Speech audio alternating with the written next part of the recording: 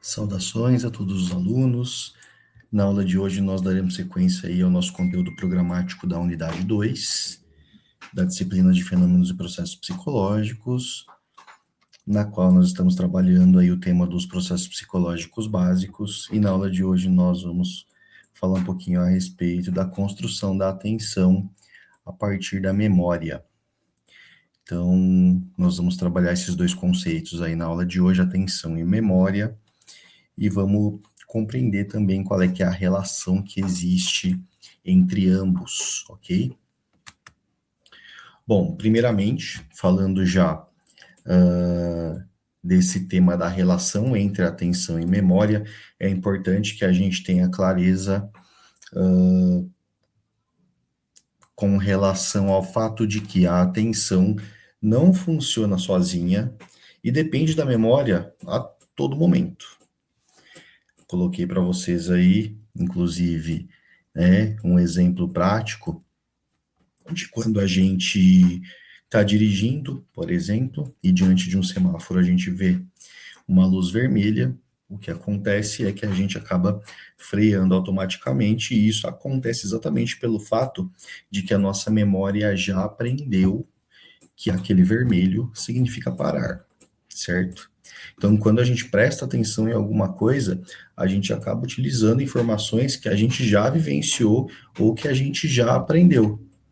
E o nosso cérebro acaba criando expectativas com base na memória. E isso, diante das nossas vivências, da nossa relação com o mundo, vai orientando a nossa atenção. Falando agora a respeito dos tipos de memória,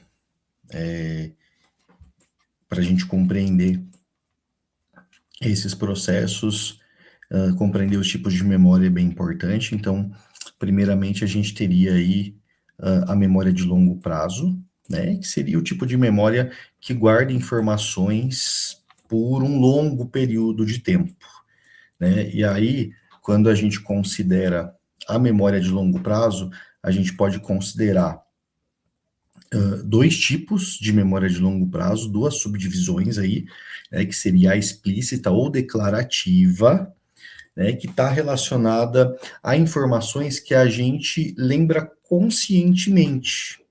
Por exemplo, aí datas de aniversário, nomes de pessoas, né, conteúdos estudados, enfim. Então tem uma lembrança consciente, certo? O segundo tipo aí de memória de longo prazo seria a memória implícita ou procedural, né, que está mais relacionada a coisas aí que a gente sabe fazer e a gente não precisa pensar para executar aquela ação. Né? Então, por exemplo, a gente não precisa mover os pés para andar, porque o nosso corpo já sabe, né? Quando a gente está dirigindo o carro, a gente já tem muita prática, a gente não fica pensando, né, em cada movimento, em cada comando que a gente tem que executar, né? Então, essa memória aí do saber fazer meio automaticamente seria a memória implícita ou procedural, certo? Considerando que as duas, tanto a memória explícita quanto a implícita, são memórias aí de longo prazo, ok? Aí a gente tem também a memória operacional ou memória de trabalho, que seria, classifiquei para vocês aí como se fosse uma espécie de bloco de notas do nosso cérebro, né, porque isso vai se tratar do armazenamento aí de informações por um curto período de tempo, informações necessárias aí para a gente executar tarefas específicas, né? Como, por exemplo, fazer um cálculo, né? Lembrar o número de uma casa enquanto vai até lá, lembrar o número de uma sala enquanto se dirige até ela, né? Então, essas informações que a gente precisa guardar, né, por um momento ali para concluir uma ação, estão relacionadas à memória operacional ou memória de trabalho. Lá no artigo que eu indiquei para vocês, né, para a aula de hoje, A gente também fala do sistema atencional supervisor, né, o SAS, que seria uma instância aí como se fosse um gerente interno do nosso cérebro e que ele vai atuar quando a gente precisa selecionar entre opções disponíveis no ambiente, o controle inibitório aí com relação a impulsos, mudar o foco, né, para o qual a nossa atenção está sendo dirigida. E esse sistema, né, que faz toda essa gestão, está relacionado aí ao lobo frontal do nosso cérebro, certo? Coloquei para vocês um exemplo aqui também. Durante uma prova, né, você precisa ignorar todo o barulho que está ali no ambiente, na escola, na faculdade, enfim, né, para você direcionar a tua atenção toda, né, para as questões, para a leitura, ali para a avaliação que você está fazendo. Então, nesse sentido, o sistema atencional supervisor, ele acaba te ajudando a direcionar a tua atenção somente para aquilo que é relevante ali naquele momento e desprezar, né, o restante dos estímulos que não terão utilidade, como, por exemplo, o barulho do ambiente, entre outras coisas, tá? Se a gente tiver lesão aí, nessas áreas do lobo frontal do cérebro que estão relacionadas com o sistema atencional supervisor, o que pode acontecer? A pessoa pode ficar repetindo uma ação aí nesse contexto de perseveração, né? Ou a pessoa pode se distrair facilmente com estímulos irrelevantes, né? Acabar tendo uma dificuldade aí com relação ao controle inibitório, essa questão dos impulsos, né? Dificuldade de alternância aí entre estímulos com relação ao controle atencional, tá certo? E aí, como é que a gente escolhe no que a gente vai prestar atenção, né? O nosso cérebro ele não consegue processar todas as informações, todos os estímulos que estão diante de nós ao mesmo tempo, então a gente acaba selecionando e filtrando o que vai receber nossa atenção ali naquele momento.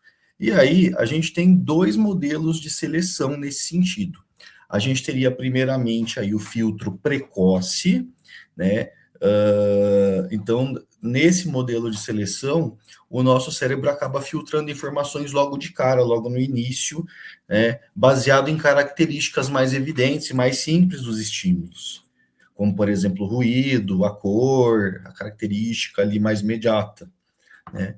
E aí a gente tem também um outro modelo de seleção que seria o filtro tardio, né? No filtro tardio, o cérebro vai analisar de uma maneira mais minuciosa o ambiente para direcionar a atenção àquilo que parece mais importante no final, né? Depois de analisar todo o contexto. Falamos de tipos de memória, falamos do SAS, agora vamos falar um pouquinho dos tipos de atenção.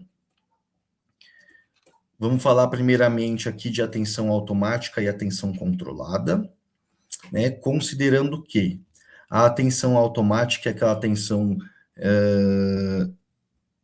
que acontece, né, mais livre de esforço, né? Então, sem muito esforço, um contexto ali mais rápido, tá relacionada a contextos aí que a gente acaba consolidando o processo de aprendizagem por repetição, né? Então, coloquei para vocês o exemplo de quando a gente lê a palavra azul escrita em azul, né? Que a gente vai falar aqui da tarefa Stroop, né? Que aí a gente também consegue ter uma ideia da atenção controlada, que daí é um processo mais lento, mais complexo e exige um esforço maior, uma atenção maior, como, por exemplo, eu precisar ler azul escrito em vermelho e dizer a cor da tinta, e não a palavra, certo? Então, acho que vocês já devem ter visto, quem não viu pode pesquisar na internet aí a tarefa Stroop, né? Então, a gente vai conseguir fazer essa distinção aí entre a automática e a controlada e perceber a diferença na complexidade, né, de cada uma dessas duas classificações aí de atenção. Aí a gente tem também outras divisões que estão relacionadas né, a questões aí endógenas e exógenas, né? Então, a atenção exógena, ela acaba sendo atraída aí por algo externo, por um estímulo fora de nós, no ambiente, né? Então, um barulho, uma cor que chama muita atenção, alguém se mexendo, né? Então, por exemplo, quando eu viro a cabeça de forma involuntária, quando eu escuto alguma coisa caindo, um ruído estridente, tenho aquele reflexo de olhar, né? Então, nessa categoria aqui, né, de atenção exógena,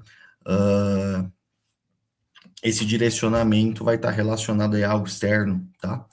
E na endógena, a gente escolhe para qual vai ser o estímulo que a gente vai direcionar a atenção de uma forma voluntária e consciente, né? Então, por exemplo, eu prestar atenção no professor ou prestar atenção na prova, nas questões, na leitura, mesmo com barulho ao redor de mim, certo? Aí a gente tem um contexto aí também de prática, de automatização e esquemas nesse contexto de atenção e memória. Quando a gente repete uma tarefa muitas e muitas vezes, ela pode acabar se tornando aí uma tarefa que a gente executa quase que automaticamente. E aí o que acontece? O cérebro vai criando esquemas, né, que seriam padrões aí que a gente consegue repetir sem pensar muito, né, sem precisar ficar direcionando uma atenção aí muito complexa para tudo aquilo que está acontecendo, como, por exemplo, a questão de dirigir, depois que a gente já consolidou, né, o processo de aprendizagem para dirigir um carro manual, por exemplo. A gente não vai ficar pensando o tempo todo sobre cada movimento que a gente vai fazer, a gente acaba fazendo isso de uma maneira mais automatizada por conta desses esquemas aí que o nosso cérebro vai criando, tá? Mais importante aí também que a gente precisa ter um certo cuidado, porque essas tarefas automáticas, elas podem acabar atrapalhando quando o contexto muda e a gente precisa se adaptar àquela coisa, né, aquelas ações que são meio que vício, né, por conta de um contexto de repetição prévio, aí muda o contexto, eu tenho uma dificuldade de adaptação, porque a forma como eu fazia já está um pouco automatizada. E como a memória pode ajudar a atenção, né? A gente pode considerar aí que a memória, primeiramente, ela permite que a gente consiga, talvez, trabalhar com uma certa antecipação do que pode vir a acontecer, e isso acaba deixando, né, a nossa capacidade atencional um pouco mais eficiente, porque a gente acaba estando preparado, né? Então, pela nossa vivência prévia, a gente consegue prever mais ou menos como é que situações aí que eu já tive vivência podem acontecer, e isso acaba deixando a nossa atenção mais fluida, né? Mais eficiente, porque existe essa antecipação, tá? Que está relacionado também ao processo de aprendizagem que a gente viu, né, na aula passada. Então percebam que todos esses processos psicológicos básicos, eles estão sempre conectados aí, existe uma inter-relação entre todos eles, tá? Bom, coloquei aqui um resumo final, né, para nossa aula. Então, importante, coisas que são bem relevantes aí para a gente guardar da aula de hoje.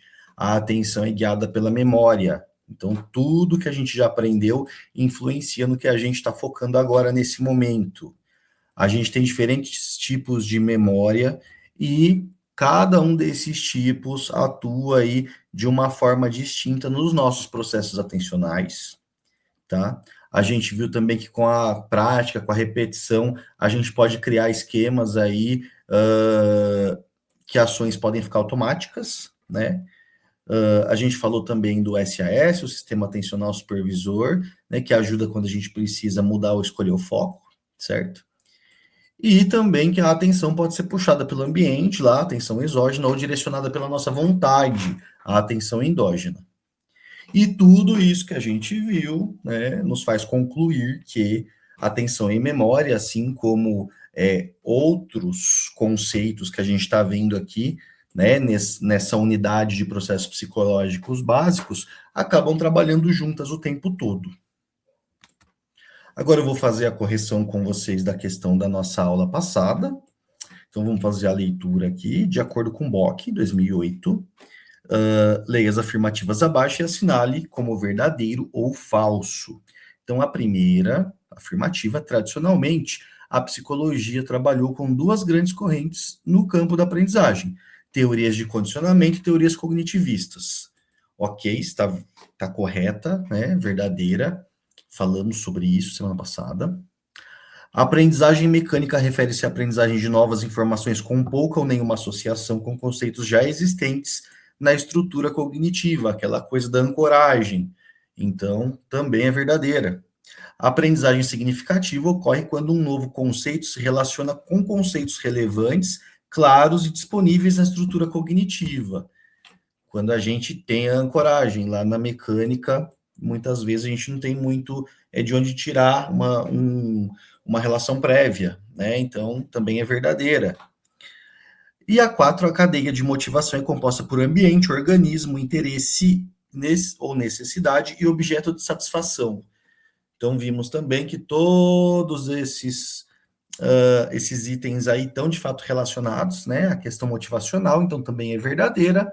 Logo, temos a alternativa D aí, todas são verdadeiras como alternativa correta. Lembrando que para vocês, essas alternativas podem aparecer numa ordem diferente aqui no Moodle, ok?